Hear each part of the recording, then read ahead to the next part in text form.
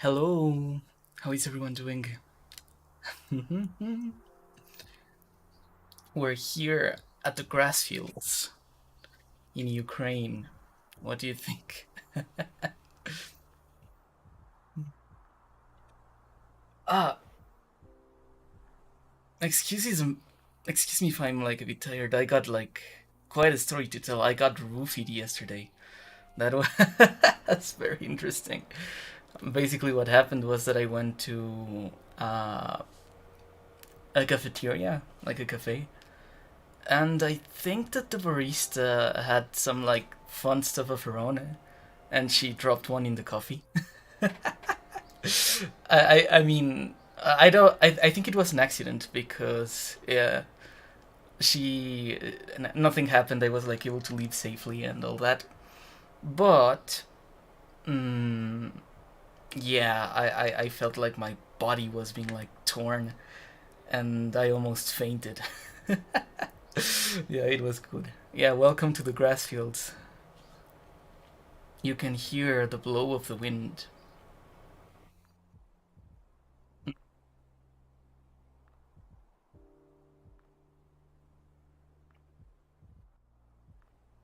Perfect time. Yeah, indeed. So the purpose of this stream is, there was like a recent Ukraine video, and I am here to like answer your questions, and at some point I will kind of just switch over to my drawing software. You will get to see how I draw. I have planned to make mm, a thumbnail for one of two videos. I will make like a poll for you to decide which one I start. I might not finish it right now because these drawings take time, but yeah, that's a plan. So yeah, I'm willing to hear your Ukraine related questions with this relaxing wind in the background. So that's the plan.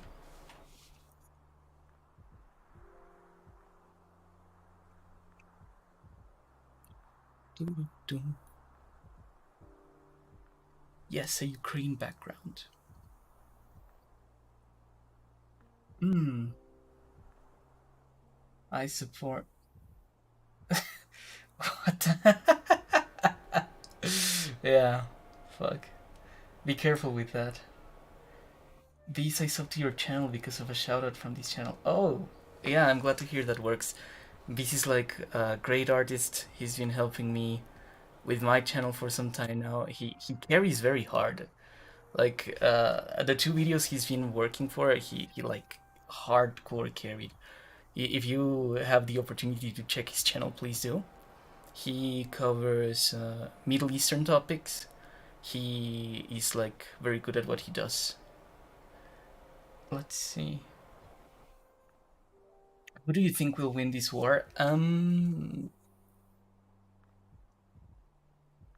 It's a bit complicated to ask. I'm not sure. Mhm. It depends on what you mean by winning, because there are two like dimensions to this thing. First of all, is what does Russia want and what does Ukraine want?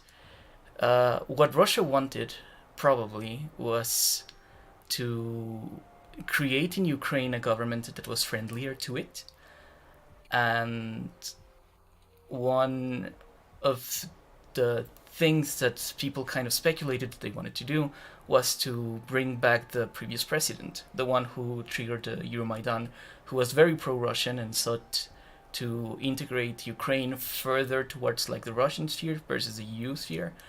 And maybe that was the purpose behind the attack on Kiev, and they have like retracted from that. So Russia has failed on its objective of installing a pro-Russian government in Ukraine. Now we don't know what their next objective might be. It might be creating, settling for like a lesser deal, which might be the creation of a corridor that connects uh, Crimea to like the Russian landmass, basically. And the way to do that is by annexing Donbass and a couple of ports. And more ambitious goal might be to landlock Ukraine by taking over Odessa and a couple of other places.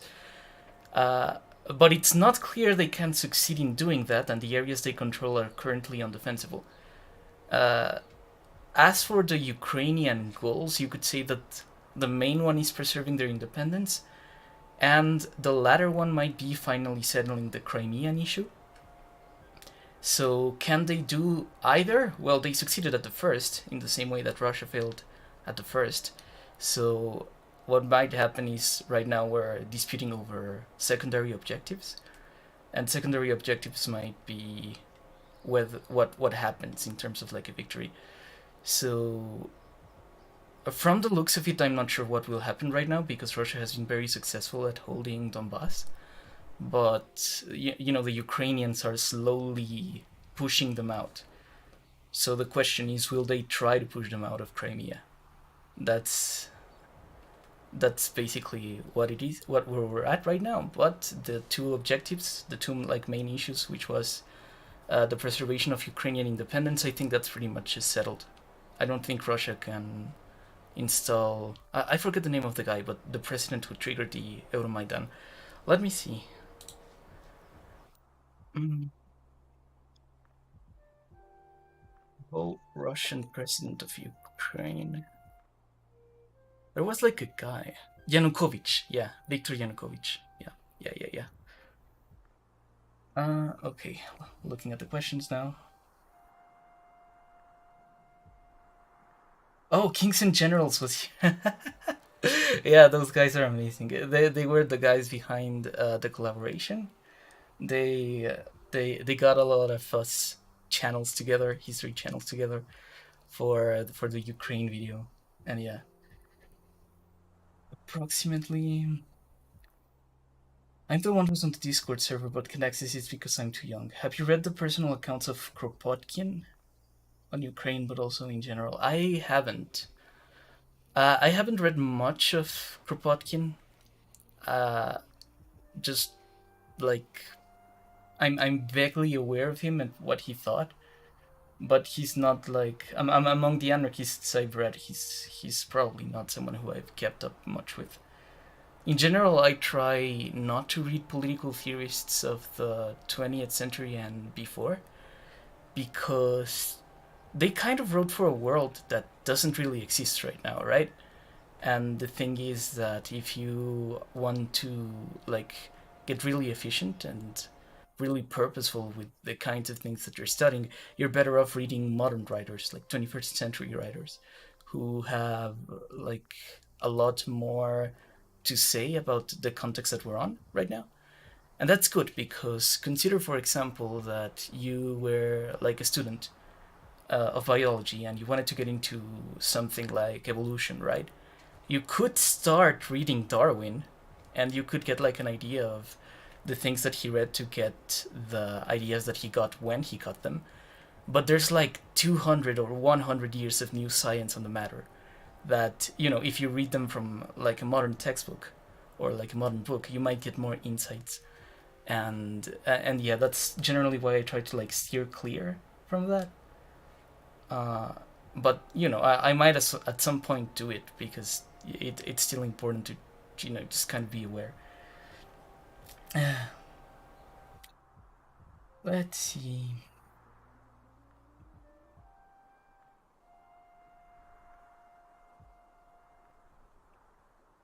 Yeah, the Ukraine video was posted already. You can check it out.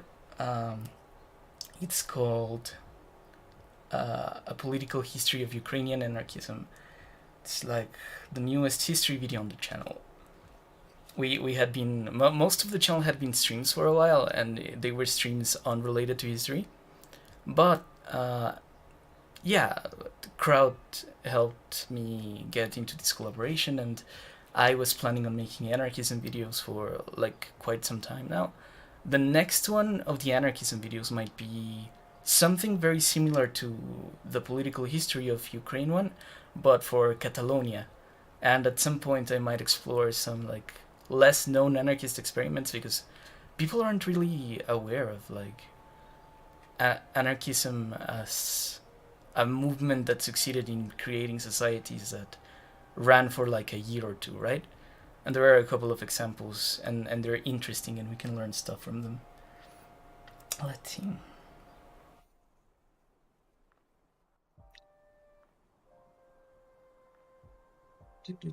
Poroshenko. No, no, I was trying to think of Yanukovych.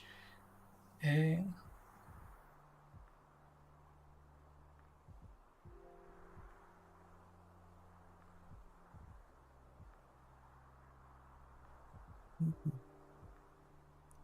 oh yeah, okay. I might check this book on Kropotkin then.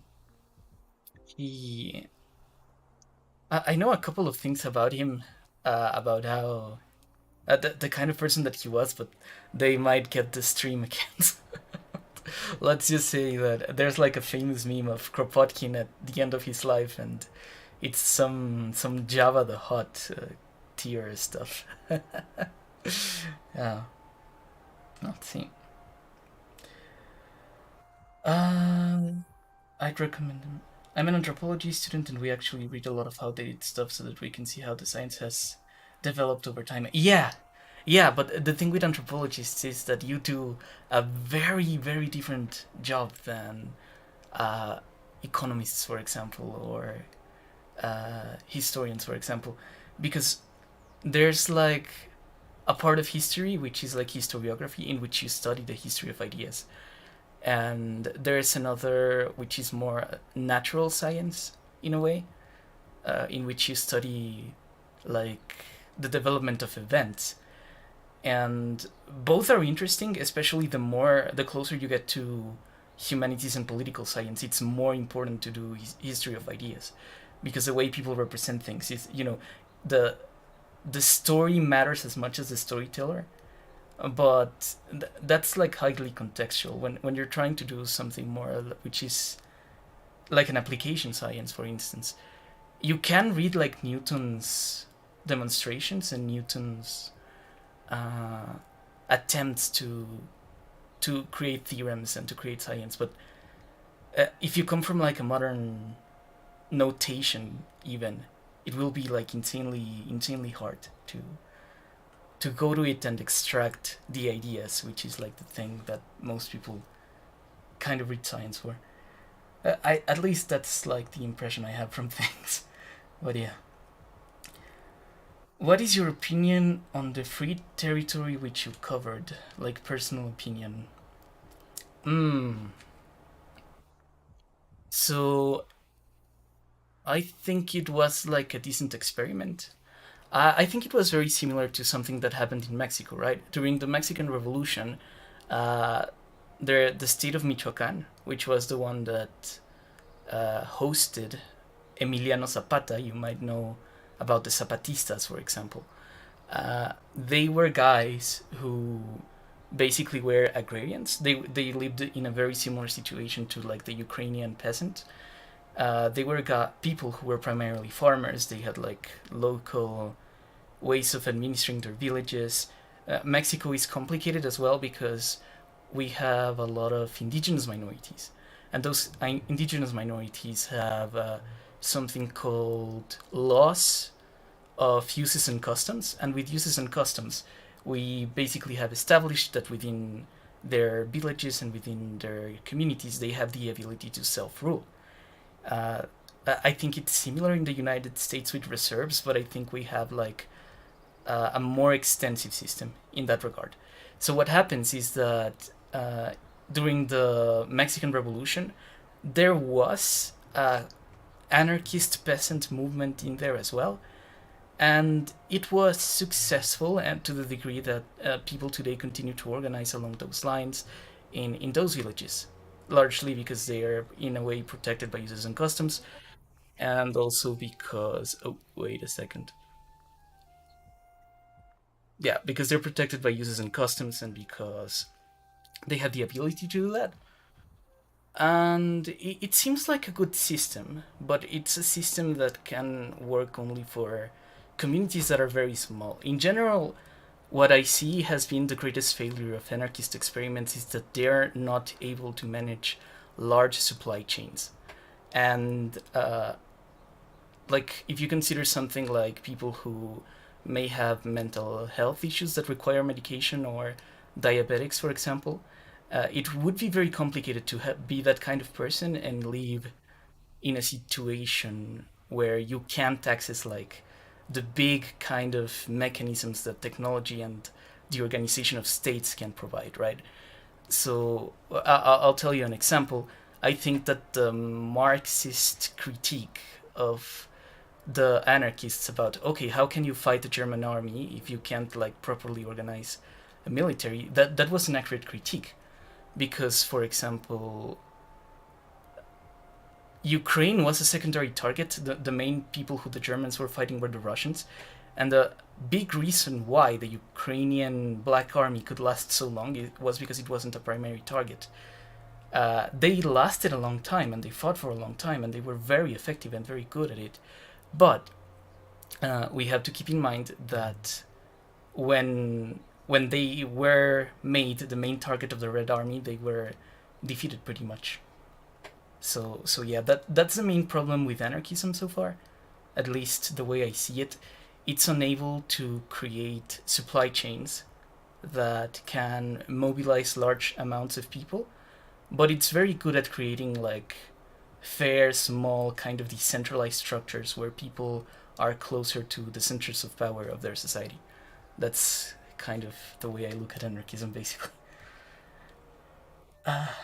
And yeah, but who knows, right? Because as technology kind of develops, there will be more ways for people to be, uh, the thing that facilitates, for instance, the reach of estates and economies of scale is technology and their ability to move. So maybe in the future, anarchism will have more ability to just kind of develop sheerly out of the fact that communication and transportation will become more efficient and faster and cheaper. But maybe liberal democracy will also just take advantage of that. We'll have to see. That basically, I think anarchism is interesting, but I don't think it can manage like societies that are very big. That's how I think of the Magnovshina, because it was a movement largely by the peasants. I think that was cool, and that it worked for them. But I'm not sure if it can like work in other situations. Mm-hmm.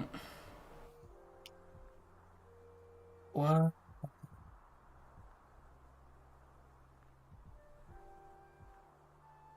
Somia. I don't know what Somia is. Uh, you should look into the Korean People's Association in Manchuria. Yeah, I might look at that one as well. We in the next one of the next videos I'm making, will briefly mention Yandian as an example. But yeah, uh, as an example for something that I'd rather not spoil. Wait a second.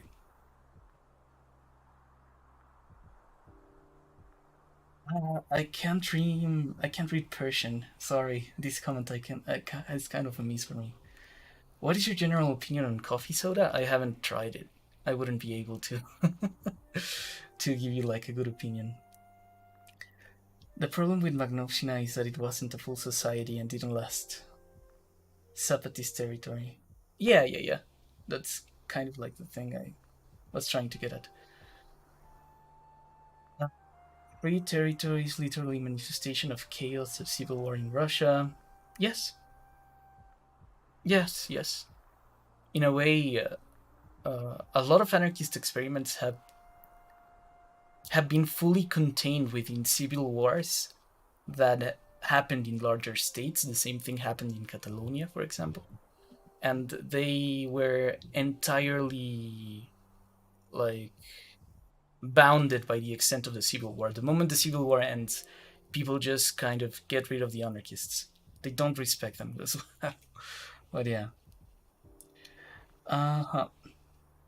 But could have they functioned? It's possible. Yeah. I think that the internet is a good example of a place where you can have a bunch of decentralized structures with a lot of people converging and having like different rules depending on locality. But you know, would you like government by the internet? I don't think that's that's something very desirable. But who knows? We again, all of these things are happening live. We're seeing society evolve prime time. We're all part of this conversation. So I guess we just like invest our intellectual and political capital in the things we want to see, and that's the way things kind of go. Uh, where did you get your knowledge from? And if it's YouTube channel, could you link type their names in the chat, please? Yes, I think with history, I started getting into it. I've talked about this before, but I started getting into it by going into forums that did something which are called politsims. And politsims are this thing where you pick like a year or a certain context in history, and then entirely within the context of that thing, you take over a country, and then you participate, and other people are playing other countries.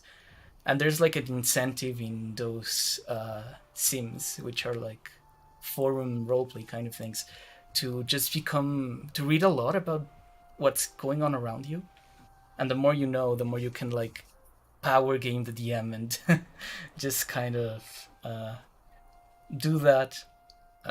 And I started reading like a bunch of loose articles on history because of that. And then eventually I moved on into books and theoreticians. And thanks to that, I got like a mosaic of ideas that I've been kind of building over 4 or 5 years. But yeah, you know, I'm not formally educated in history, so yeah, I don't want to give you guys like the impression that I may know things that I don't. I'm more like a history enjoyer than a historian, and I think I am able to make arguments because I'm like I'm trained in math and I can like structure things in a way that I think is coherent. But you know, I again, if you are looking for like historians, Kraut is a historian, for example. A lot of the people in history YouTube are historians as well. So yeah, yeah. Mm, let's see.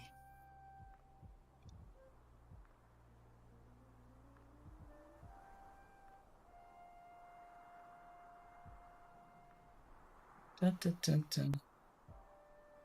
Half of Russia was anarchist during civil war. Yes, we didn't mention it in the video, but the Green Armies were basically Makhnovshinas all over Russia.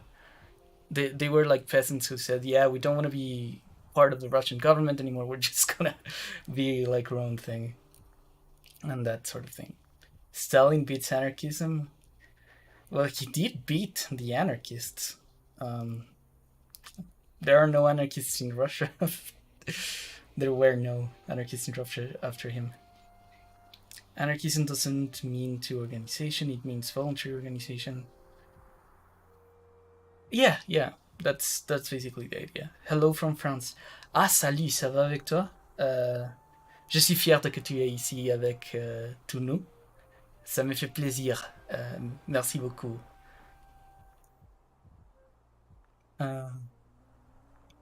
Ready to will rule the world. Oh god. Anarchism can be built during civil wars because this is the only conflict. Yeah. No, guys, don't go to Twitter for your opinions. Don't. That's. I discourage that. Do you think the war will escalate to engulf Moldova? I don't. I think that Russia drastically overestimated its kind of ability to expand and just take over places. We clearly figured out the limitations of the reach, and given they can't attack, you know, they weren't able to get past Kiev, I don't think they will do anything in Moldova. Uh, any history authors you recommend? Um, it kind of depends. Are you looking at theoreticians of history, of people who can give you like general ideas of like the way history works and develops? Uh, the the main people who I listen to is Ian Shapiro from the University of Yale. I find him very agreeable, and also Yuval Noah Harari, who is an Israeli historian. In general, those two guys are the people who I lean on the most for history in terms of like theory. In terms of international relations, you might find him a bit contentious, but Hirshheimer, I think is his name. Uh, he had like some spicy takes on Ukraine recently, and he has been like kind of made into a meme. But yeah, those three guys will give you the core of my perspective. If you're looking at history, but like in specific events, that will be complicated. Um, yeah, because it varies a lot, right? You have to you have to kind of look at specific events, and some historians will be more specialized in others, and yeah, that's more a mosaic. Uh, do you think an escalation of the conflict into World War III is likely? No, and I think it's not likely because of the United States, and let me tell you that what I mean by that. Uh,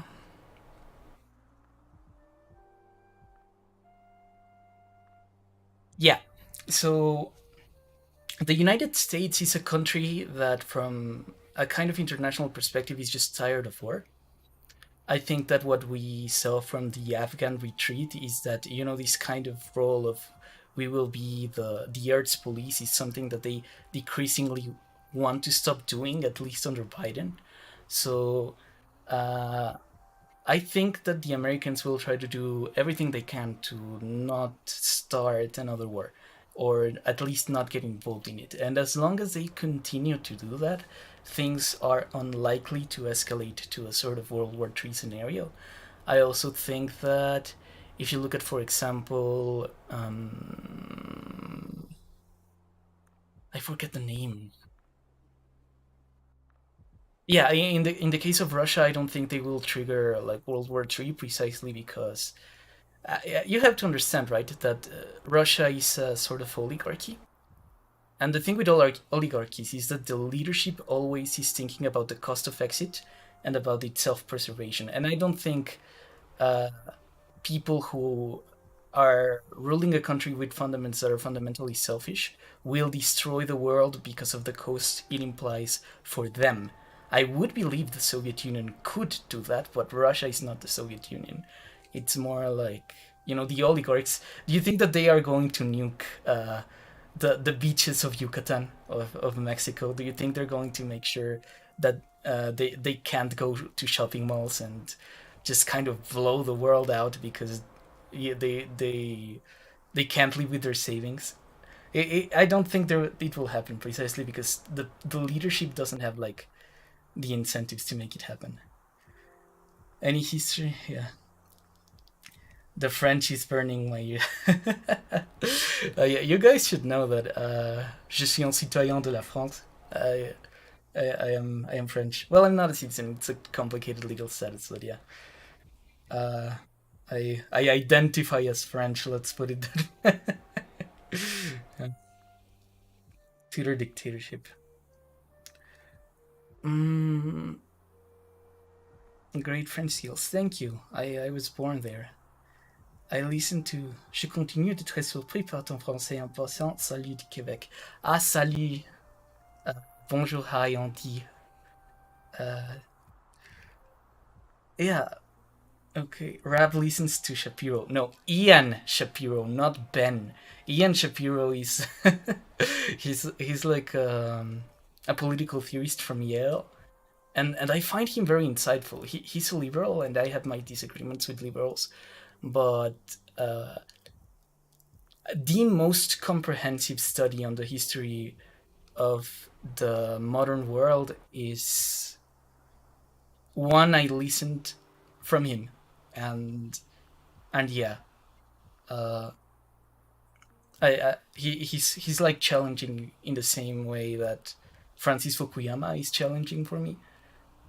In that I find I disagree with a lot of his conclusions, but I find his insights very very valuable. Um, People don't realize Ukraine can invade Transnistria. Yeah, that might happen. I'm not sure. Maybe. Mm, they have like a territorial dispute, and this might be the moment they decide to settle it. But uh, again, with war, it's complicated to know. We can speculate as a kind of spectator sport, but it's probably whatever thing we can say, it's probably not. We won't get like the predictions in this stream of what ends up happening. Well, we'll just have to see. It's going to happen as we speak. Um, what are your thoughts on the recovery of the value of the ruble, given the restrictions on commerce withdrawals, propping up of currencies and government reserves? Ooh, okay. I gotta say that I have you know, it's going to sound complicated to say, but I have a lot of admiration for the Russian central bank in the sense that they have been able to keep the lights on amidst the essentially global collapse of their economy. I don't think that we will kind of get to a point where, let me see. Yeah, I don't think we will get to a point where Russia walks out of this unscathed. I think they were very successful at mitigating the cost of like the economical collapse, but they closed the stock exchange, and they can only do that for so long. The recovery of the ruble is largely a sign of stabilization, because that's primarily what they've been trying to do.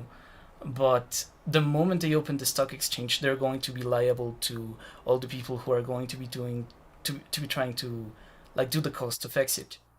In general, they have been able to keep things afloat, but they're going to have to pay the tab eventually. And if the ruble eventually stabilizes, it inevitably will have to catch up to the real value of the currency. Um, it's going to be a tab that the next Russian government or this one will have to compensate, and it's going to be worse if they don't get anything out of the Ukrainian war, because they're going to have both maybe a new economic collapse and also a very big tab to pay. I think it will depend on whether the EU and the US decide to be forgiving. Maybe they could try to do some sort of reconstruction, but I'm not sure what might happen. Like, I know the Russian economy is just going to have to pay for this at some point. We'll have to see.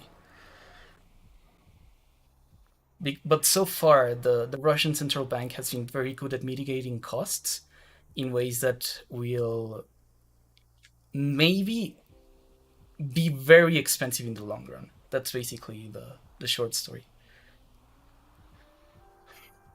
Russia doesn't want a war with NATO. I don't think they do. Hi there. Hey. Hey, how it be? Hello, Gascony. Congratulations for coming out as. Well, right now it's not on my Twitter banner, but yeah, I was considering leaving Twitter because of the Trump. No, the Musk acquisition. But yeah, je suis français, je suis mexicain, je suis les deux choses. I'm French, trans citizenship. Yeah, it's dual. More or less, it can be fine. Quelle heure est-il au temps paille? C'est la une. On est à la moitié du jour. The fact Putin is using the famous long table shows he wants to leave. I'm not sure. I think that the long table is just like a way of projecting power. I heard that it's like done in the same way that certain emperors of China wouldn't let you get close to you a certain number of steps, because there was like this image of, there's power. It's a way of projecting power, showing that people can't get near you because you are like that important. I think that's the kind of thing that he wants to do.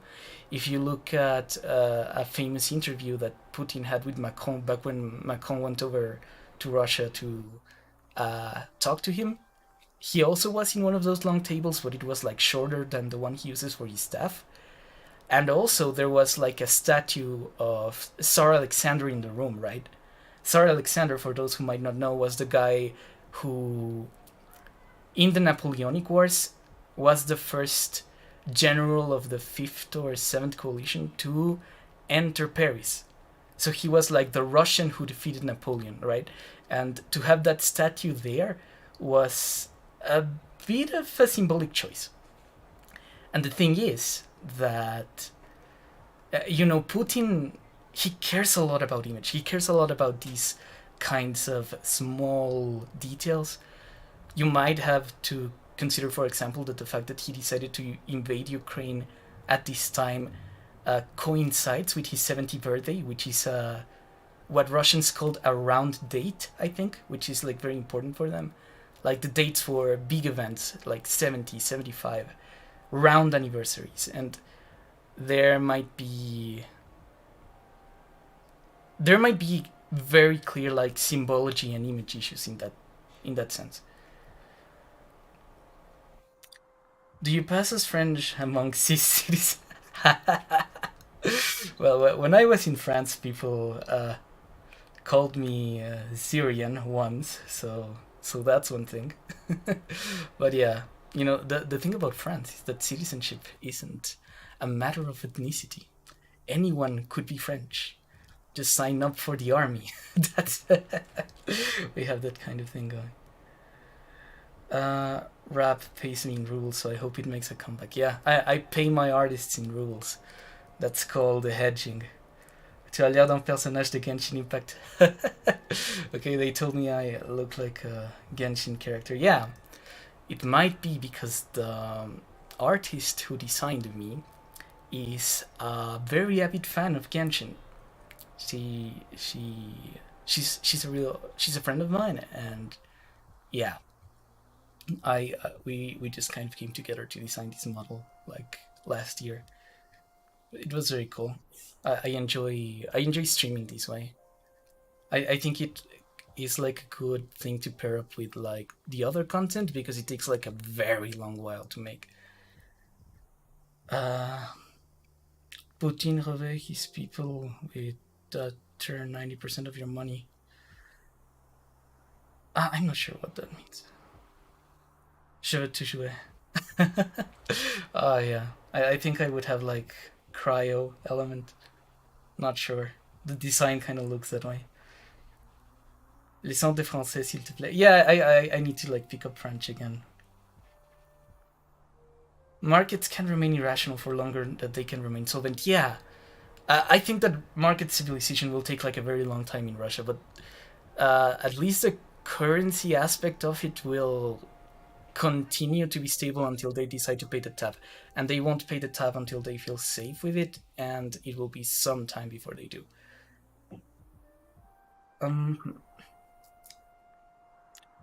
Here's a question on topic. Yeah. Okay, yeah. Wait, back to Ukraine. Do you know of recent or specific events that led to Canada being host to one of the largest population of Ukrainian? Ooh. Yes. Yes. Ukraine. Canada in general is a country that will try to get immigrants from everywhere, and here's the reason why, right? Canada is a country that wanted to project its population growth to kind of go in pair with the Americans, but they never did. And the reason why they never did was because the United States is so much of a more diverse and larger economy that people who ended up in Canada that emigrated through like Canadian incentives throughout the 19th century just took them as opportunities to go to the US, right? So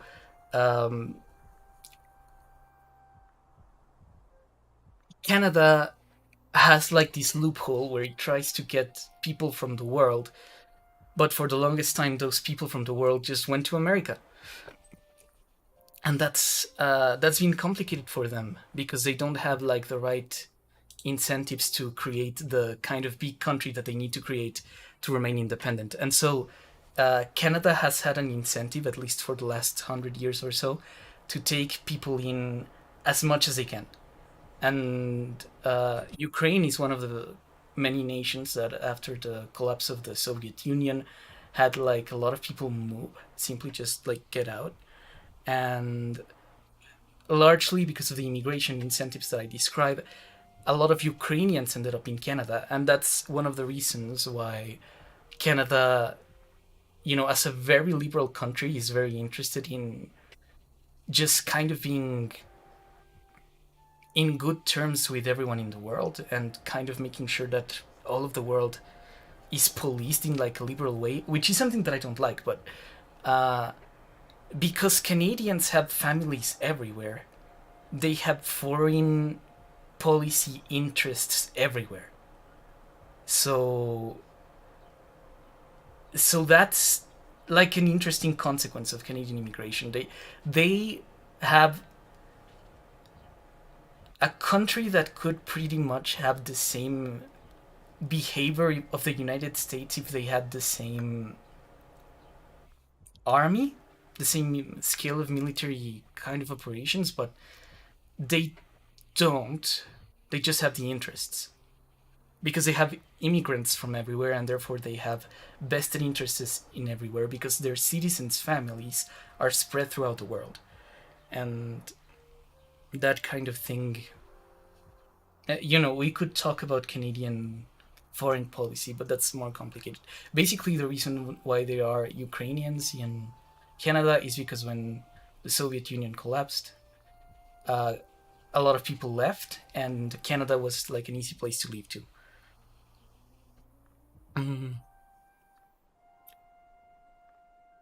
Let's see, what else?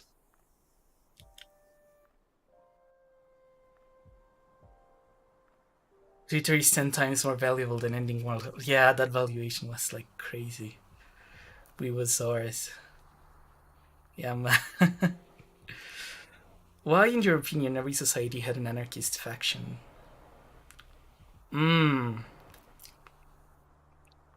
I think that the problem with anarchists is that they can't organize large-scale supply chains, and basically what I said earlier. You can't have like a society that runs on that organizing large amounts of people in a coordinated way without some degree of coercion, because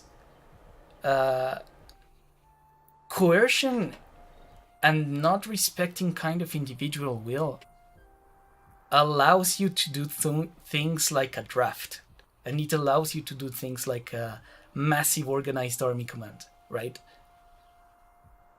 And the consequence of that is that if you try to be an anarchist, you can have like a lot of things going for you in terms of the way that your society is just, but your structure, your societal structure, won't have the ability to create armies, to like tax people without their necessary consent. It takes that kind of abuse, basically. The state's ability to ignore individual will makes it more effective in its decision-making capability. And I think that anarchists, when they compete against states in military terms, they have like a big disadvantage that they haven't been able to get past. In general, okay, there's like a video I will make in the future about the origins of terrorism in Russia, but well, it basically goes along the same line. Yeah.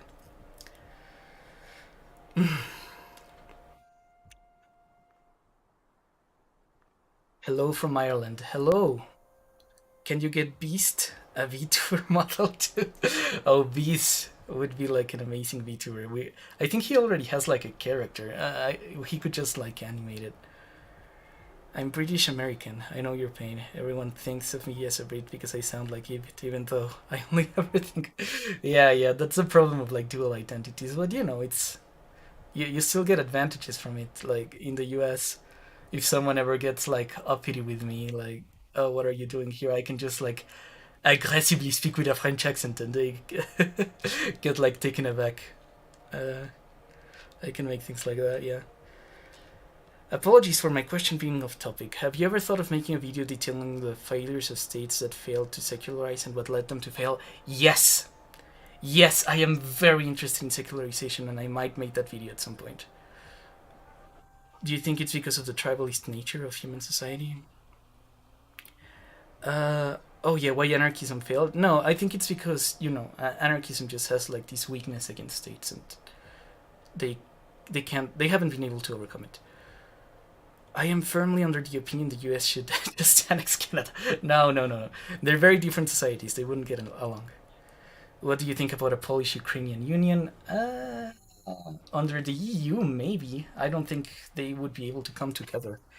Poland right now is very nationalist and kind of finding itself again in terms of its national discourse. I don't think they would want union with additional countries. Ukrainians were moving to Canada long before the USSR broke up. Well, I don't know too much about that. You mentioned that Nestor Makhno was overemphasized when discussing Ukrainian anarchism. Why is he so well known, and are there other figures we should know who were involved in Ukrainian anarchism? Well, he was well known because he was one of the longer standing figures.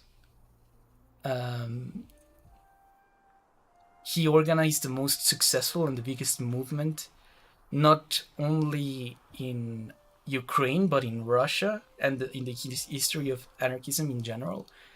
Because, you know, the place that he ruled at the time was a part of Russia. But anarchism was very diverse. It had like a lot of movements all over the USSR, all over Europe in general. And if you would be interested in other like Russian anarchists, there's like Kropotkin, someone mentioned earlier. Specifically in Ukraine, I wouldn't be able to give you names, but I know that in Odessa there was like a syndicalist anarchist movement, which is an anarchism that is less agrarian and more focused on the factories. So it's not like the the peasants organizing the farm and ruling themselves. It's more like the workers organizing the factory and running the factory and the city instead of a village. Odessa had a big anarchist movement. I don't know. I couldn't name you names, but if you want to like a guideline, that's a good example of one. Uh-huh. Put me on timeout. Ukraine and Belarus, Ruthenia. No, the Ruthenians are a historic people. They don't exist anymore. To say that like the Ruthenians, at some people, someone asked me this question as well on my Discord server, which you can join, by the way. Someone please drop the link to the server in the chat. But yeah, the Ruthenians are historic people, and I made the example that, you know, even if they were hosted in Kiev, the question is like, so given that the Ruthenians were the people who were centered around Kiev, can Ukraine claim the entire ancestry of the Ruthenians? And I said no. And the big reason of why that is because just because cities inherit like the continuity of cultures and peoples doesn't mean that they're the same. A good example is like Mexico. Mexico inherited Mexico City from the Mexicas, from the Mexica Empire, and it was seated there, and New Spain was seated there, and Mexico was seated there, but it that doesn't mean there's continuity, right? Like when discussing New Spain, we can and in fact should understand it as an entity that is distinct from the Spanish Empire, because they were structured in different ways. They had different purposes. They ruled different societies. That kind of thing. Mm-hmm. Uh huh. My absolute favorite musician is Canadian born to USSR refugees from Kiev. Oh, post him in the chat. We might like that. Mm-hmm. How did you learn so much about Canada's history? Do you have any book recommendations? Yes. Uh, I will source them eventually. When I finish the series, I will source everything I read. But I guess I could spoil one right now. It's Peter Gossage. He wrote something called An Illustrated History of Quebec. That's the one I have been using for most of the book. He does something very comprehensive and also very filled with images. And that has been very useful for drawing, especially because when I started reading about Canada, I didn't know that much. And the second main source is A People's History of Canada, which was a documentary created by the CBC in collaboration with the French CBC. It's basically like the story you would be told in high school and middle school if you were like a Canadian person. And if you ever want like to build nuance upon that, well, Canada is very different from the United States in that Canada is very comfortable confronting its history, but like for things that aren't well known, and not because they're like hidden, but because they're like gems that don't shine. The Canadian Encyclopedia online can help you. They have articles on pretty much anything, and again, because Canada is very interested in facing its history, at least as of late, it's very easy to find even like the dark stuff that people don't usually talk about. Mm, yeah, just the most but weirdest things. Okay, what is your opinion on Emmanuel Macron? Do you want me to? Okay. Ah, what do I think about Monsieur le Président? I think he is, given the state of the world, a kind of necessary force. But I don't agree with him and most of the things he does. But I don't agree with like any major figure in French politics right now. Let me tell you what's going on in France, uh, from like a sort of semi-insider perspective. We have had a problem of stagnation since the early 20th century where our economy isn't doing as great as the German one. And even after World War One, we had like a big complex because Germany was a stronger nation in defeat than we were in victory. And our economy is stagnating, and our kind of state system is very communitarian, and it has a lot of social services that are aging. And what do I mean by aging? If you look at something like the pension system in France, it was designed for when people died at 65. And now people are living like much longer.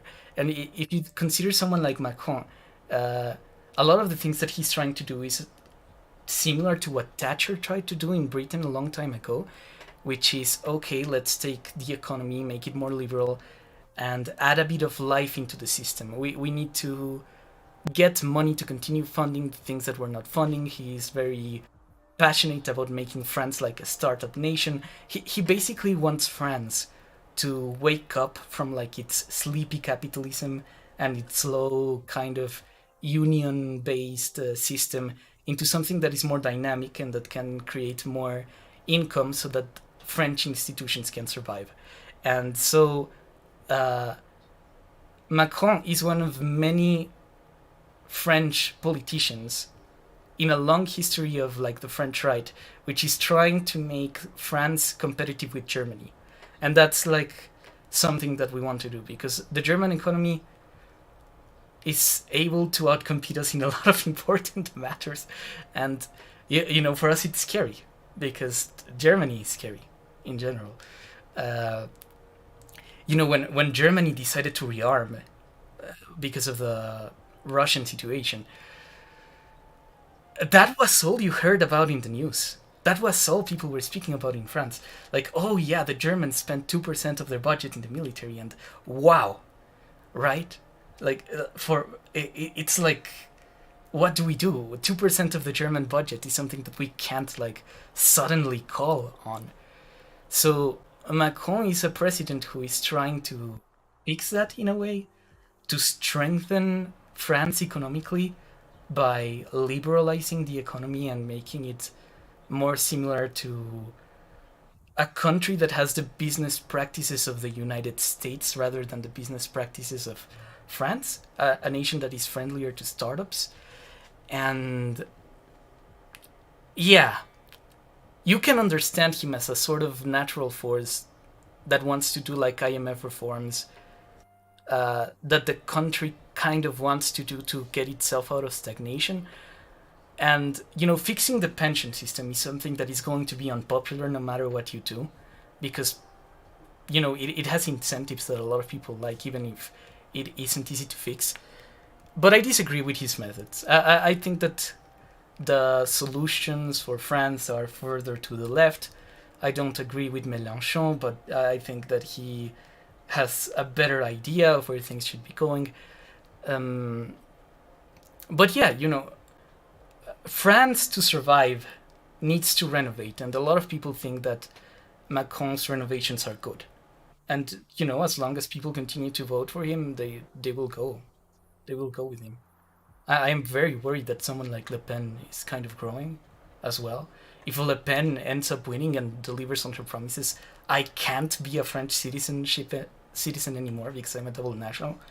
But we'll have to see. Again, France is just trying to liberalize itself and find a way to create a more efficient economy because the country is kind of stagnating.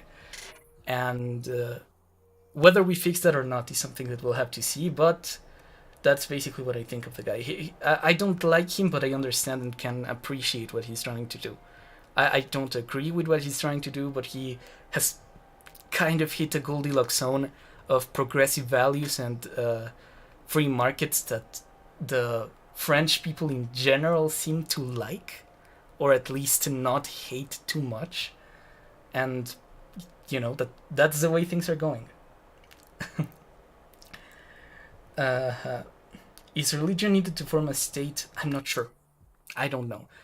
I know it's not needed after a certain point in the history of a state, but uh, religions have technically, or at least historically, been the ways that societies encode their laws. And if you're asking, like, from zero, do you need a religion to structure a society? Uh, the evidence seems to suggest that it typically has been that way, but like, is it a rule encoded in nature? I'm not sure. Probably not. You think that China will invade Taiwan in the near future? Maybe. They set themselves a deadline, which is in the 100th anniversary of the People's Republic. By then, I think they want to unify with Taiwan. So within the next 50 years, we might see that. Far left is when gay. Yes. Secular state existing is an answer. No. I am from Odessa. Oh yeah. Hi. I can't say hello in Ukrainian. I'm sorry. I can say it in Russian. I work with Ravignon. Yeah. The more men you like, the more communisms you. Oh my goodness. Can you get a Goodreads amount so we can see what books you recommend? Yes, I might at some point make like a book list for Patreons. Uh, yeah, I like the men in my mind, not the ones around me. Yeah, like turtles. I like turtles as well. What is your opinion on a neutral international language like Esperanto? Well, you still need to get people to learn it, so that's the problem. I think English is kind of expanded because of the incentives for English, but doing that with Esperanto would require a lot of social engineering. So either it goes in a natural way, or I don't think it will happen. Germany strong, yeah, Germany strong, and that's scary. If Macron speaks again about French Islam, I'm gonna have we're going to see a video on that recently. Uh, France halal.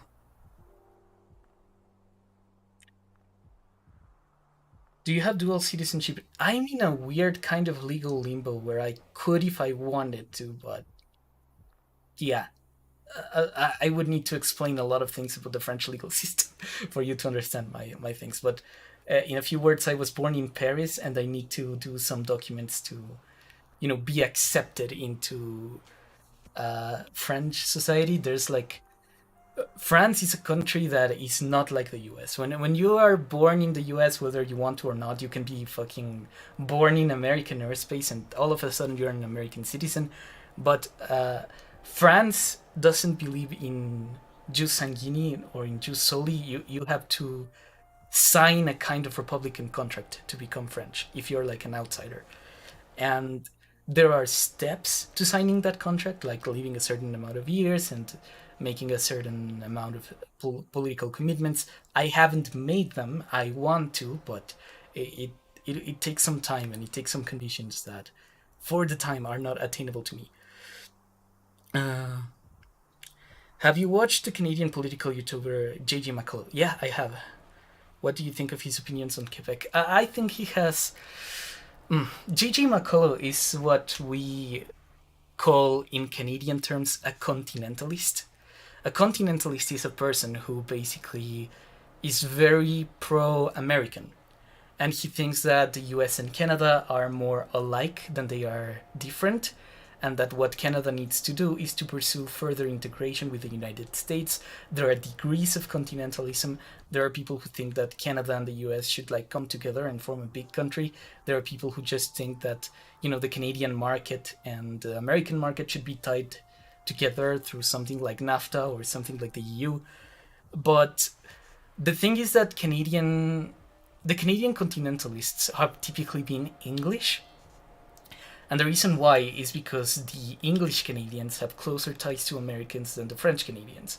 And so it's just kind of normal that many English Canadians kind of look at Quebec and at French Canada as something that, is kind of an obstacle in the way to create that integration. So what many uh, English Canadians would prefer would be that Quebec just kind of accepts that it's surrounded by English and that it should just kind of go the way of the English. That vision is something you can very clearly see described in the second video, where I discuss this guy, Lord Durham. Yeah, Lord Durham, where he speaks about how he sees the integration of the French Canadians into English culture as something desirable. So that kind of survives today as a continentalist view, and I think that that's what JJ McCullough is trying to kind of portray. Um, but whether the Canadians or the Americans, no, whether the Canadians see themselves as more American or as something more distinct is something that will only be known to time. It's like a societal decision. Yeah, it's gonna take a while. It'll be like his perspective is one of many perspectives that there are, and I can't say it's wrong because it ultimately depends on what the Canadians want to do as a society. But yeah, the penny's far right. Yeah, she's like the French version of like the right wing populist nationalism that has kind of becoming popular this decade and the last. Mm. I think Canada should be the 51st state. Yeah. Durham. Yeah. Okay, thank you. I didn't know that. I figured that with certain words, but I struggle with others. Like I know that synonym, like Lord Synonym, is something that is silent, but for some reason, some words just kind of skip me that way. Oh God. Well, Quebec should be free so Canada could do whatever they want instead of trying to force itself. I'm not sure. Like whatever ends up happening, that's a live conversation, right? We're part of it. When I say we, I mean like I don't mean myself because I'm not Canadian, but if you're Canadian, right? Whether Canada sees itself as more French or more English or more whatever, there's no right answer. There's preferred answers, and whatever the preferred answer ends up being is something that we'll see, that we have to just kind of figure out live. And yeah, that's what we're at right now. Okay, someone mentioned that they were interested in the server in case they wanted to have at some point a conversation and just kind of, a chill kind of environment. I am going to post an invitation to the server in the chat.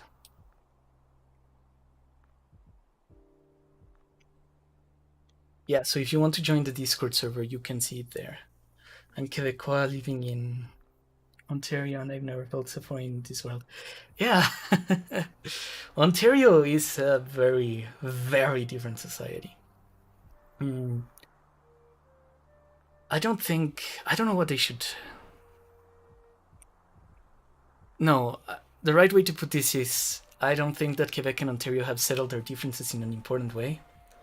Quebec is very much its own nation and it's different from the rest of English Canada, but English Canada itself is not homogeneous. And yeah, Canada still is like going through its own coming together. Its process of becoming something. So yeah, that's just kind of the way things are going right now. Anyway,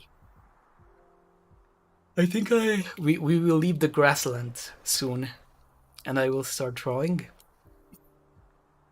I will still be reading the chat, but there will be something different on the screen than what you're seeing right now. But yeah, Quebec did something like Liechtenstein, where it is, yeah.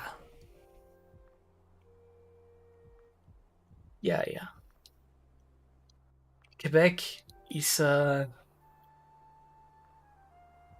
nation within a nation. I guess that's the way you could put it.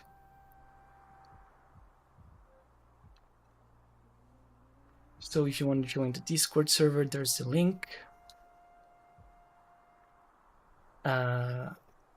Yeah, it's been going on for a while. I might at some point create like chats within it where some of you can come in here and then we can have a conversation about things. I heard that Destiny, that's what he does with his server. He basically has like a place where people just kind of go and then join the voice chat as he's speaking. Perhaps we'll do that at some point. We'll have to see. Weird question. Have you ever been to Calgary? Any strawberry jam from there? That's good. Calgary in the UK? Maybe I have been. Oh no, in Canada. I have never been to Canada, sorry. I might. Like, it would be very weird if I made the Quebec series and just never went to Canada. But, we'll have to see. The opportunity has to present itself. The channel has to grow. I am pretty sure that if I went to Canada, there would be like a lot of people who would be happy to see me there. What do you think about Sun Yat-sen? Oh, that's a very interesting topic.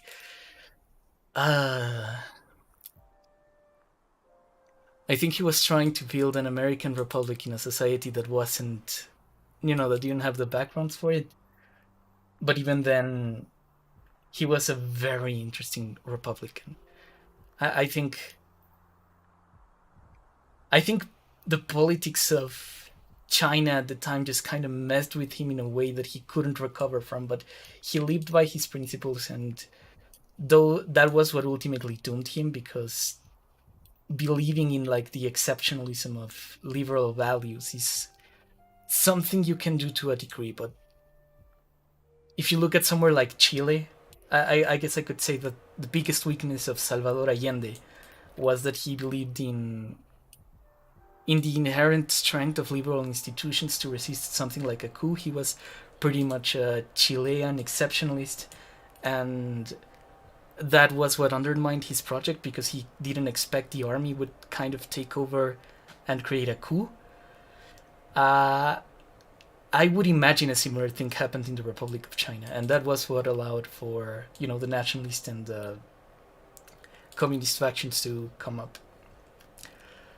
But yeah, like his thought and his perspective and his opinions, like the fact that he was Protestant and just kind of believed in uh, the sort of religious diversity that he wanted to promote, and his relation with the Japanese imperialists.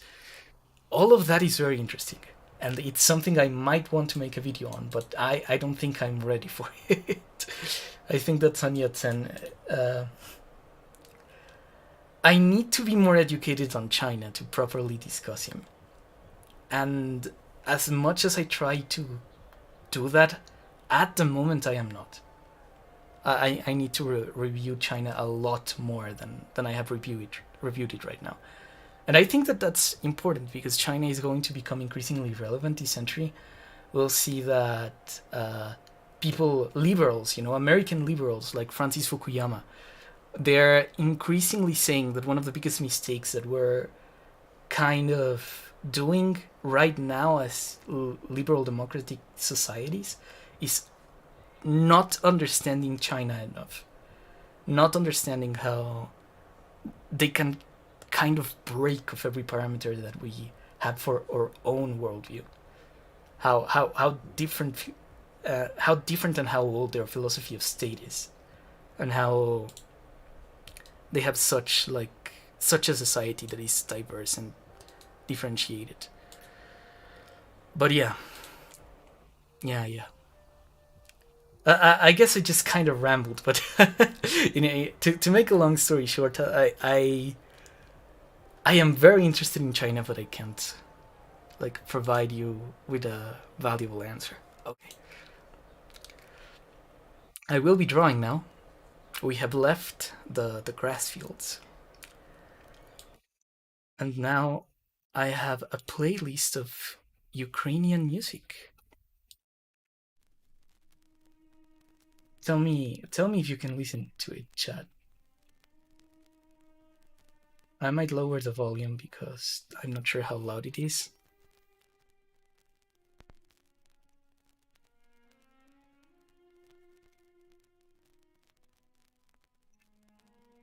Can you listen to the songs?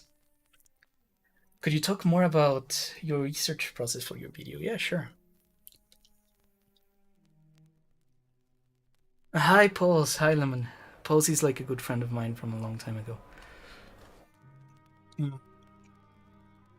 I will be drawing right now, and while I draw, I will answer the question about the video making process. Oh, you can't hear? Let's see.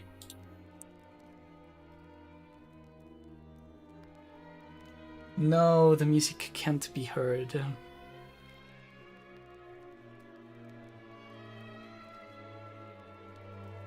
Damn, bro.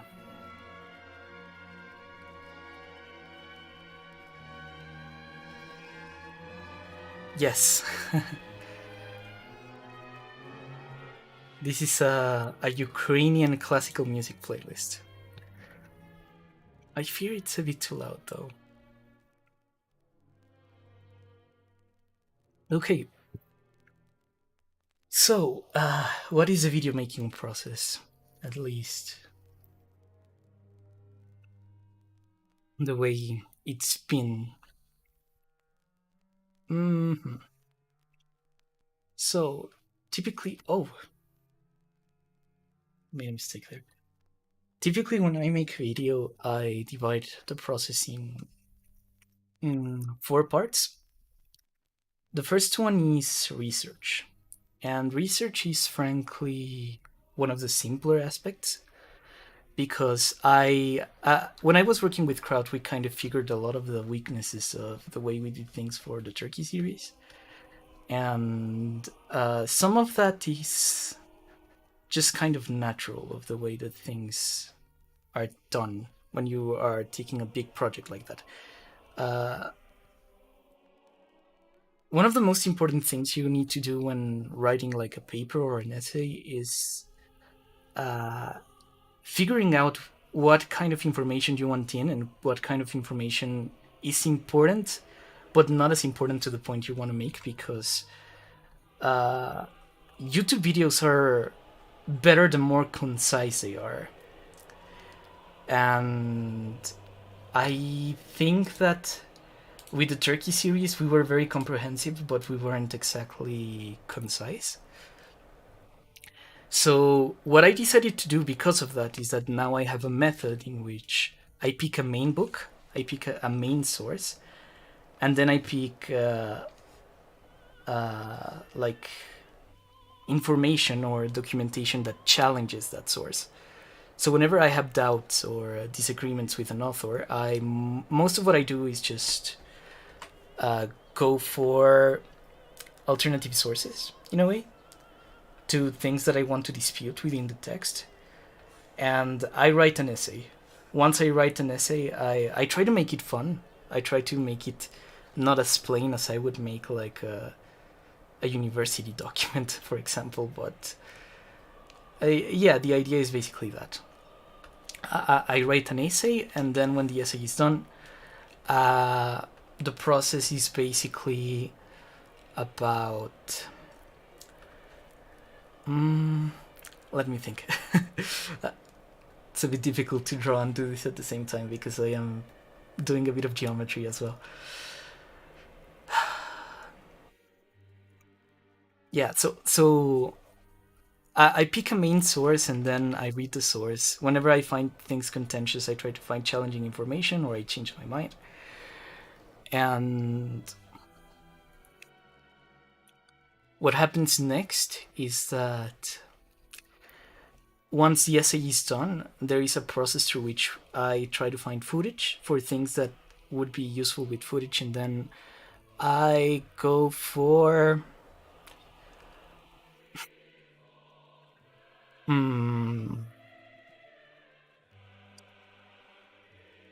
yeah, I go for pictures of history, typically from Wikimedia, and then I also...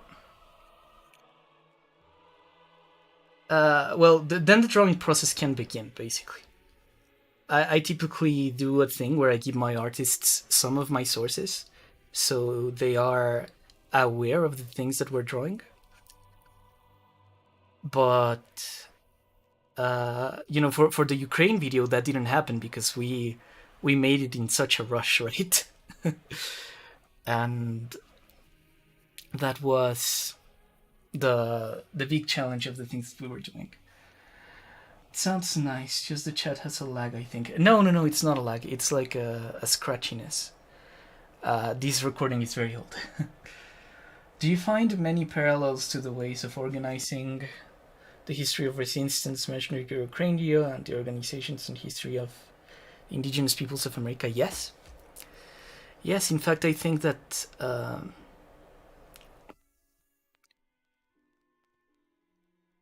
you can understand a lot of Ukraine in those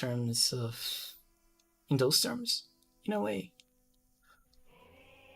Because they're a culture that is kind of different from Russia, but it's also very intimately tied to Russia in the same way, the First Nations kind of are.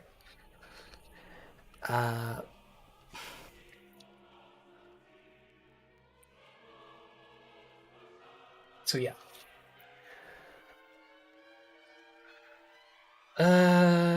What do you think is the greatest threat to democracy today? The inability of liberalism to articulate solutions for problems of societal scale. What do I mean by that? What I mean is that liberalism is very good at creating a system. I'll tell you this. The basic question of liberalism is, what can you do to take like a human being and then create basically the most basic parts of a human being. You consider a person and then you take the most basic parts of that person and then you create a society where that kind of person can exist. and where they can thrive and where they can just kind of live in such a way that is fulfilling. And that's what liberals try to do. They try to create an individual-based society where people can just kind of be themselves and where individuals can thrive. And that's good. We live in societies that are very successful precisely because of that. And from that you can infer like human rights, in which you have guarantees for like single people, and then you can infer things like capitalism, where you structure the economy around people's ability to diversify and create like various alternatives to the way that they kind of run their lives. But you have no way, at least without a kind of older philosophy of liberalism, to create something like a society that has an answer for questions of a collective nature. And you can understand fascism and socialism as the philosophically older things that they are, as attempts to respond to the inability of liberalism to answer questions of that. And in a way, I don't think that nationalism and socialism have been wholly discredited in the field of ideas, and you can see that they haven't been, precisely because right now they're making a comeback. Right now, nationalism is coming back, and in figures like Trump and figures like Le Pen. But you also have like a left wing that is increasingly kind of reconsolidating a working class narrative in people like Bernie Sanders, for example, and Mélenchon in France.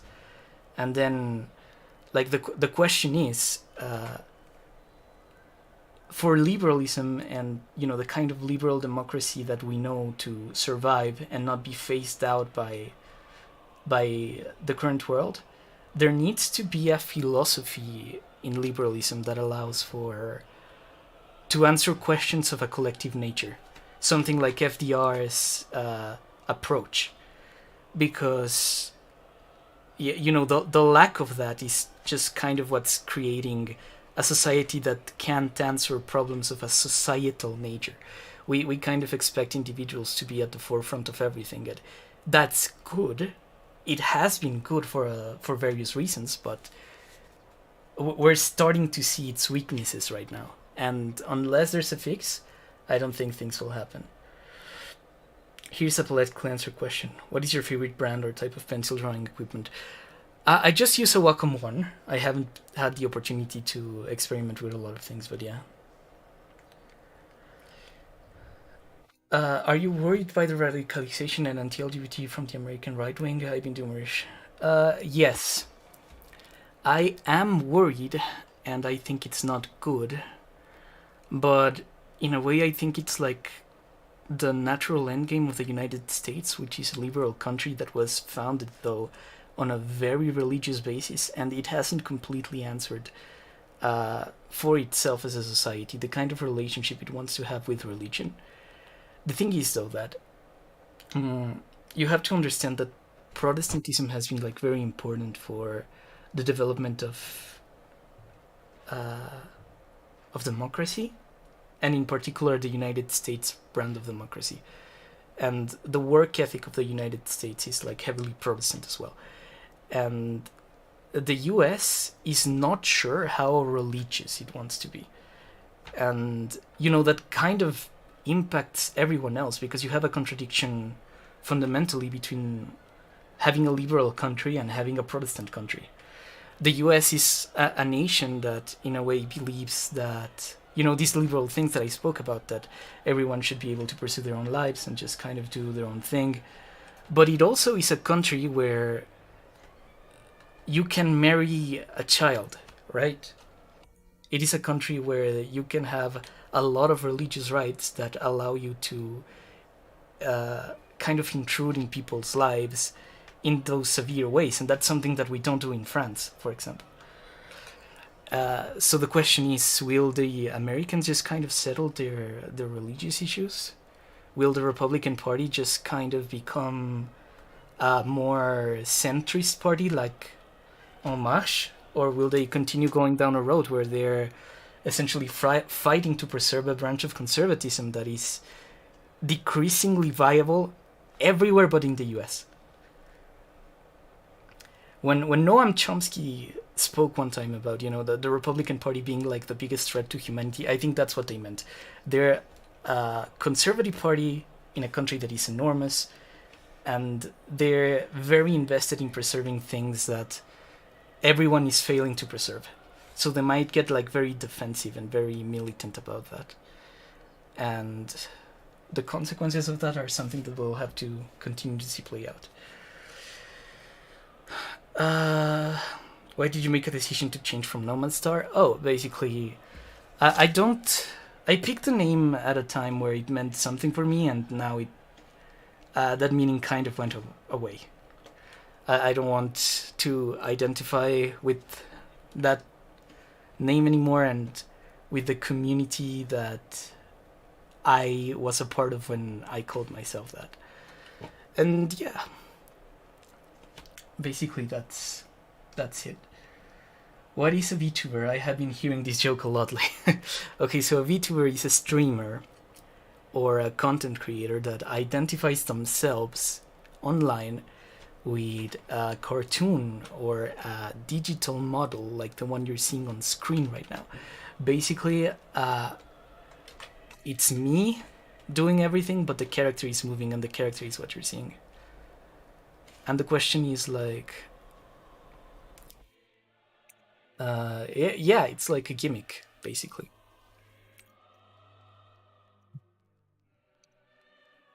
Mm-hmm.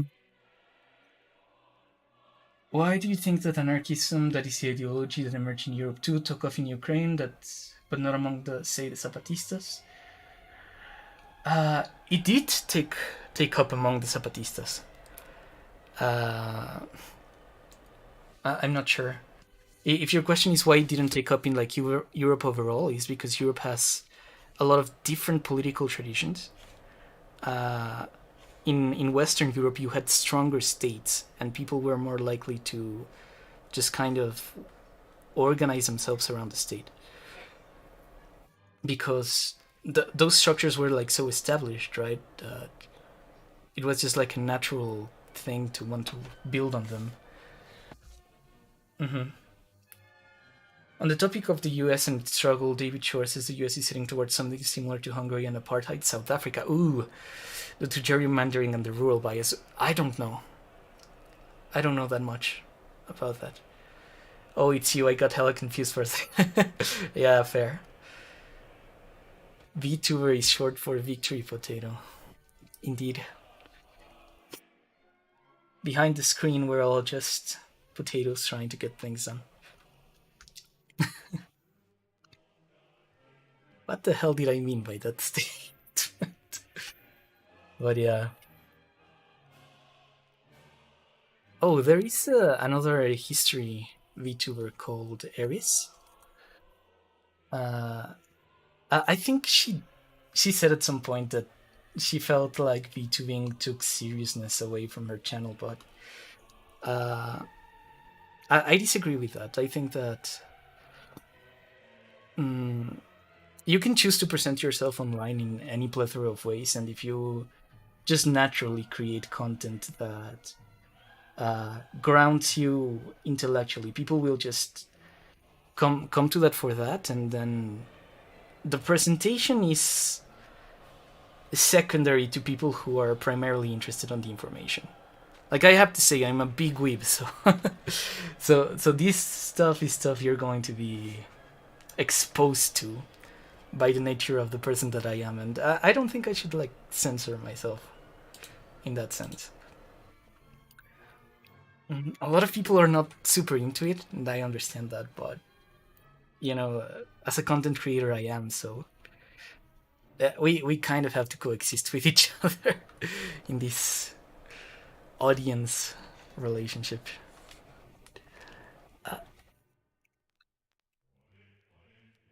I also have to say that this is the first stream I make that's more related to the core content, because before that I've been playing Elden Ring.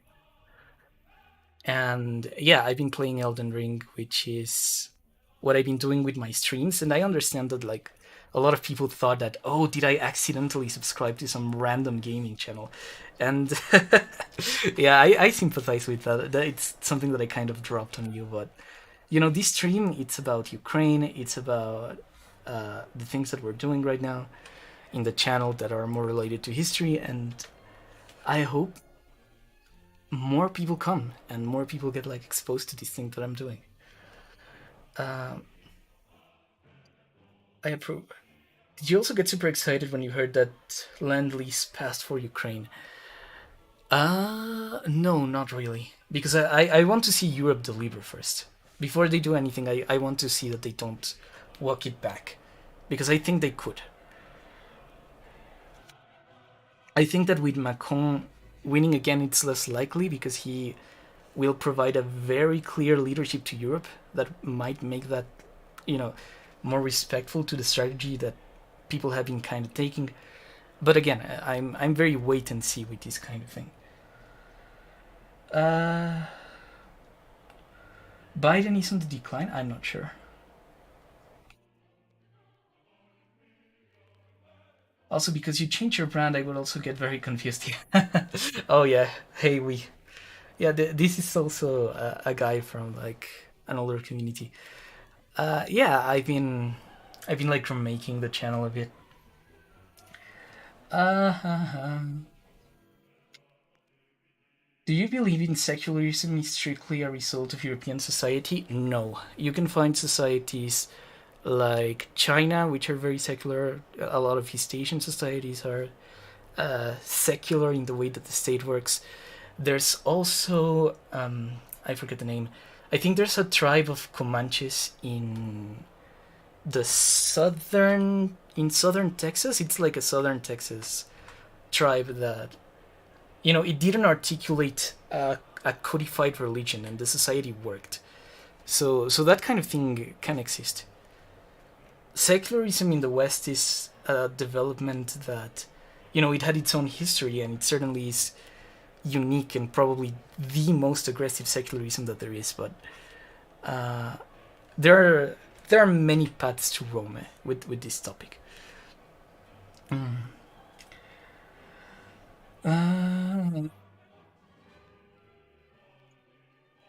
The letter limit is bad. It kind of prevents people from like spamming chats when streams get like bigger.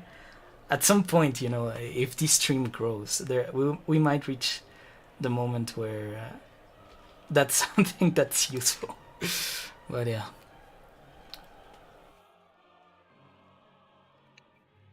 Right now, what I'm doing is very boring. It's not flashy. I am just like creating an outline of. Uh, yeah, basically the building that I want.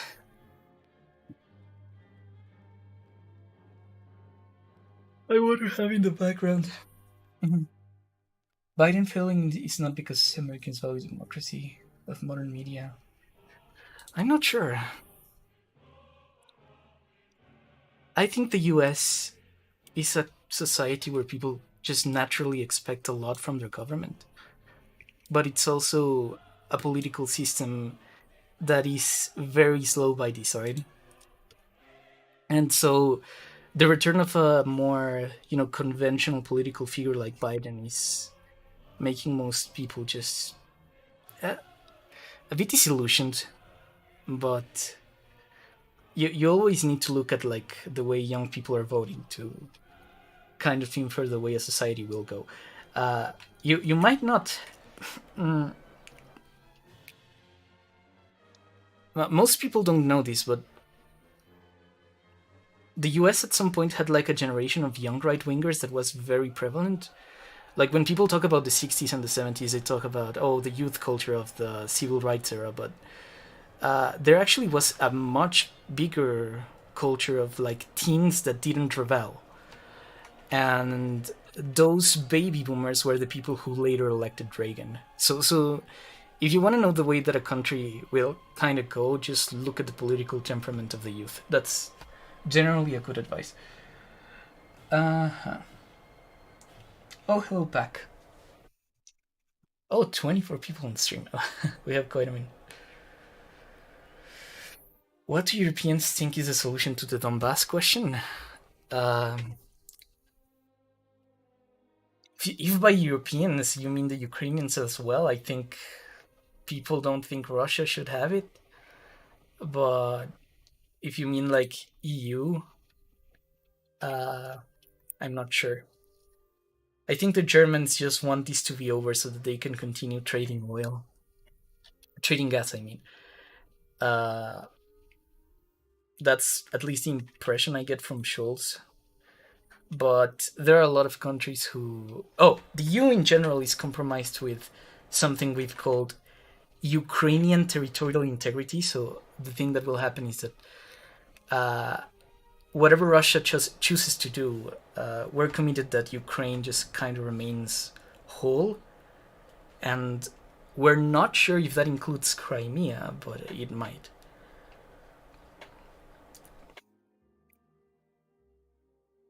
That's the big question right now. Like, I think Russia is going to be defeated. The only question is how badly. And how badly right now edges entirely on the question of Crimea. Is Russia keeping Crimea or not?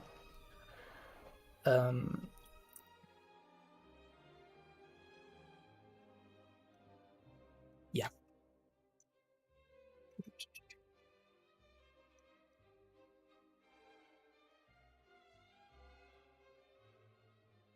You're starting to see like the outline of something here now. This part is the one that scares me because these buildings, like, holy shit, just look at them. Beauty. The beauty of the West. But it's also very complicated to draw. The good advantage that we have with a lot of this type of architecture is that it's very geometrical, so you can abuse the limits of your stuff.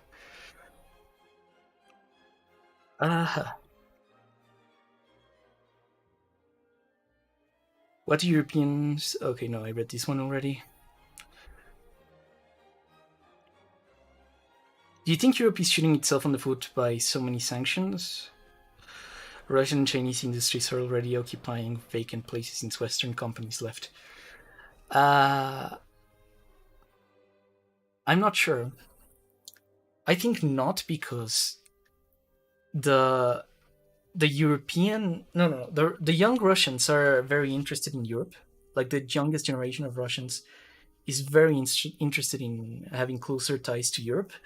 And I think that when they come into power, they will pursue a policy of trying to prioritize that. China is very good at creating consumer goods for societies that don't have a lot of capital on their belts, but Russia is a society that, it knows Europe. It knows what it's like to have access to European goods. And I don't think they will settle for, being a part of the Chinese model. You're especially like the youngest generation, they are more likely to pursue closer EU integration, in my opinion. So with that in mind, the void that China is kind of feeling right now, I believe it might be a temporary thing more than anything, because people are more interested in integrating themselves with Europe.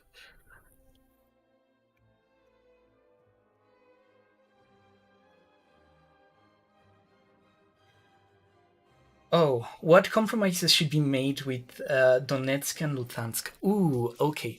That is a very interesting question. If I were to be the one to give you an answer right now, what I will say is the following. I think there needs to be a referendum that is internationally observed in those areas. Not like the one there was in Crimea, but like something legitimate.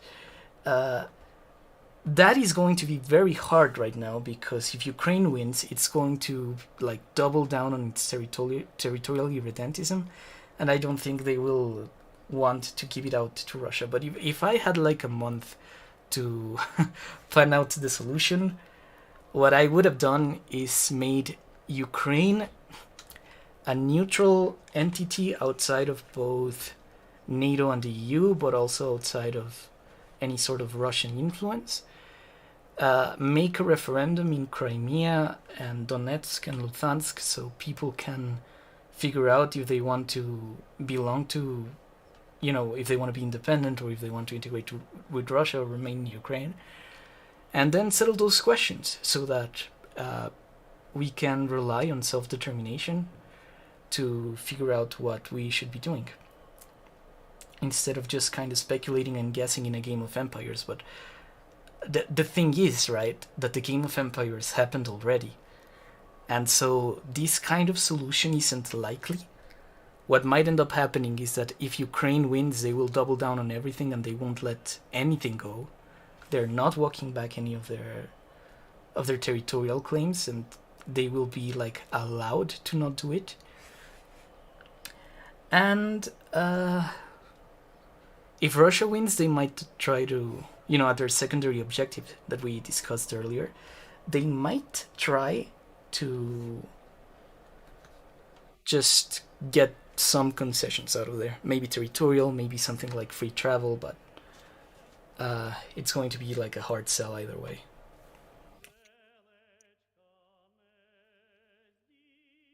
This perspective is really complicated. I'm not good at it. I am. I am probably going to try to make this right now. I'm just sketching. But yeah, this drawing will be finished off screen because I don't want to spoil anything for this video either.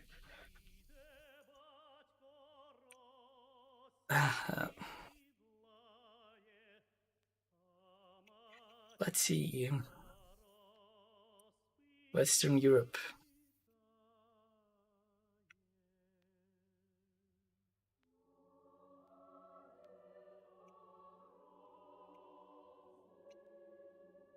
Do you think this reactionary wave is less hurrah or a sign of the times? It's a sign of the times. I think it's a problem of liberalism. Again, what happens with liberalism is that it is very good at creating societies that respect the rights of individuals. And that's good. We want societies that respect the rights of individuals, but people live in cultures and they live in societies, and there is a limit to the extent to which you can pin every social problem on individuals' ability to solve them. And what does that mean? It means that liberalism doesn't have, like, at least a popular language to address something like systemic racism, for example. A lot of liberals just don't even address the problem because they're too focused on solving things via individualism and wanting like people to overcome themselves and their own situation and that kind of thing. There's like not a language to talk about poverty. There's not a language to talk about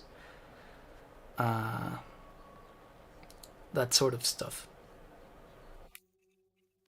So, what do we do in that situation, right?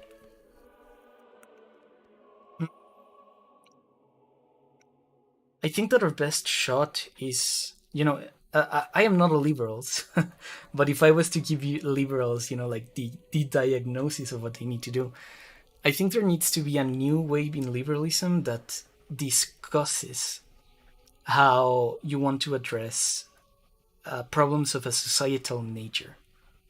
And I think that there are a lot of people who are trying that right now. A lot of like Bernie Sanders types and the Sumer voters, they care a lot about these increasingly complex issues that society isn't being able to do, that the tragedy of the common situation where people are trying to now solve problems that are societal in nature, but they're not being really successful so far. They're just getting there. It's something that we're starting to see. And will liberals succeed at creating that? I don't know. I hope they do, because I like living the life I live in right now. I wouldn't want some drastic systemic change to just kind of mess with everything, but maybe it's what'll happen. It depends on whether we find a good enough answer for these complicated questions.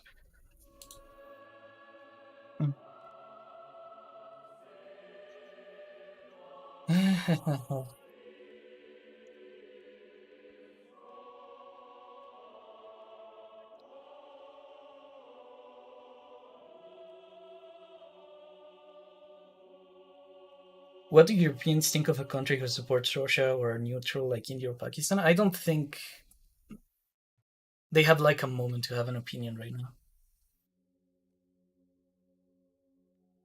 Yeah, because people are too focused on trying to get something in Ukraine then. Do you think history books will see neoliberalism in the same light as Nazism? No. No, I don't think that'll happen. Erdogan is an embarrassment for NATO. Yeah. The liberalism is an economic ideology. No, yeah. Even communism works better on paper. Yeah. Um, yeah, the thing with neoliberalism is that, well, it's like an ideology of triumphalism in a way. It's about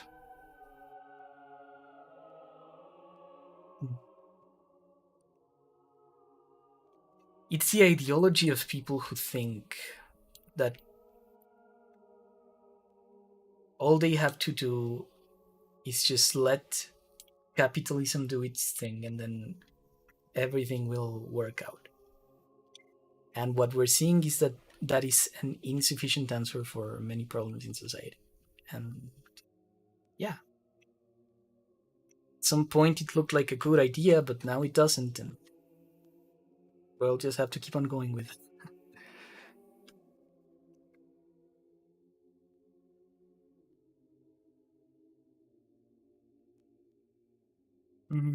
Not sure if I like this building, but again, this is still just a secondary sketch.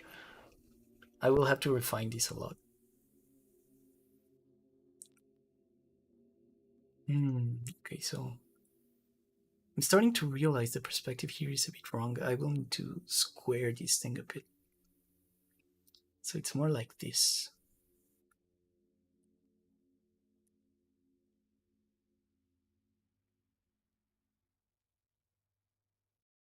And it's actually angled, it's not straight.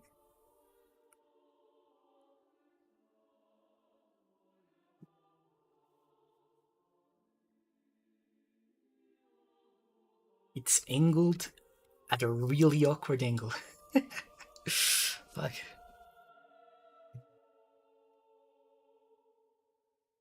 I'm gonna have to revisit this tower later, but at least I made the markings of the things that need to be marked. Have you ever heard of distributism? I've heard the word, I don't know what it is. Do you want to talk about it? Maybe I can. If I get like a shallow reading, I could maybe come up with a response. A lot of ideologies are like related to other ideologies. And if it sounds like something I know like at least a little about, I can give like a general response.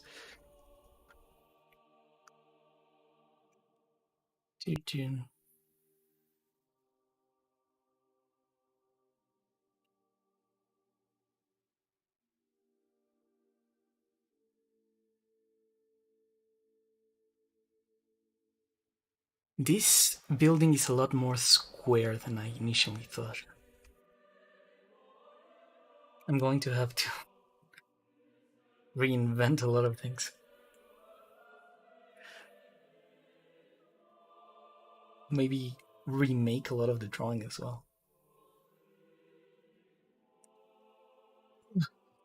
I think I'm ending the stream in like 10 minutes.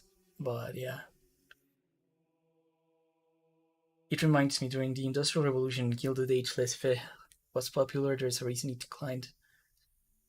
Yeah. The thing with Keynesianism is that, well, at least the way it was done in the 70s, it didn't have like an answer for economic crisis. Because when you have a welfare system under capitalism, there are like a lot of incentives for people to abuse the system in a way.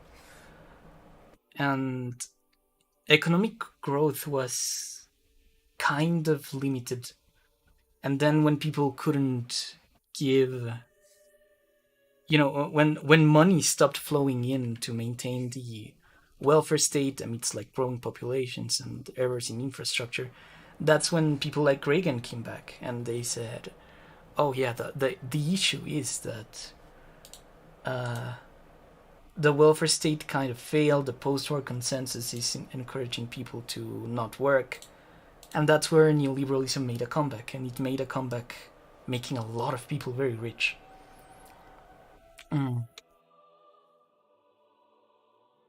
Like I can tell you that there's no way to, at least in my opinion, to say if Reagan really like failed at his objective, because the way I see it, he just had like a lot of, whether he was successful or not at doing the things he wanted to do depends a lot on your politics. And yeah, what is your opinion on Richard Nixon? Very complicated. I could make a video on Nixon. I don't think I will finish talking about him like in any satisfactory way. I think he was a very complicated Republican in the way that Republicans aren't complicated anymore. Distributism is basically Christian democracy. Uh, not sure. I think that when you have ideologies that kind of underpin the success of the economy on these kinds of like moral premises, you leave a lot in a sort of unsafe territory. And you rely on people's goodwill, and even if you code the state to work around morality has like shifting definitions, and that's the biggest weakness of things like wanting to substitute welfare with charity.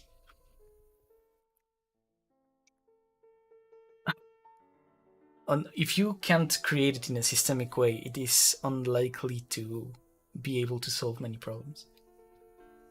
On Futurama's Nixon, the head. Oh, I never watch Futurama much. I'm I'm too much of a zoomer for Futurama. Kind of skipped me on a bunch of important issues.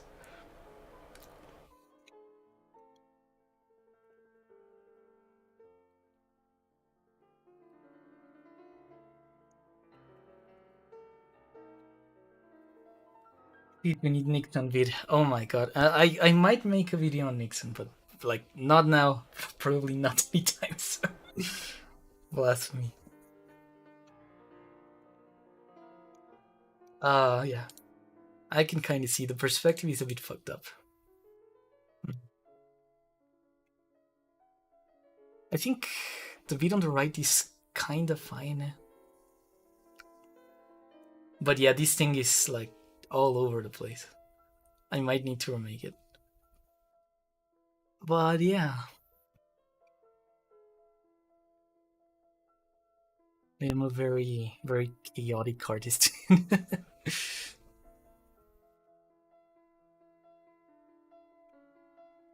With a very complicated process. Mm, yeah, okay. This is where we're leaving, and we might come back, but for now, I'm calling it an end. Do you believe LGBT movement has a chance of breaking into Islamic societies and other conservative societies? Yeah, yeah. I think it needs to happen in like very specific terms, but um, there are reasons to be hopeful. We'll harass you to make needs. Oh god, do you think people would be interested in a video about Richard Nixon? Like legit, that's like some grandpa stuff that a lot of people do. uh, but okay, I am switching now. We're going back to the grass field.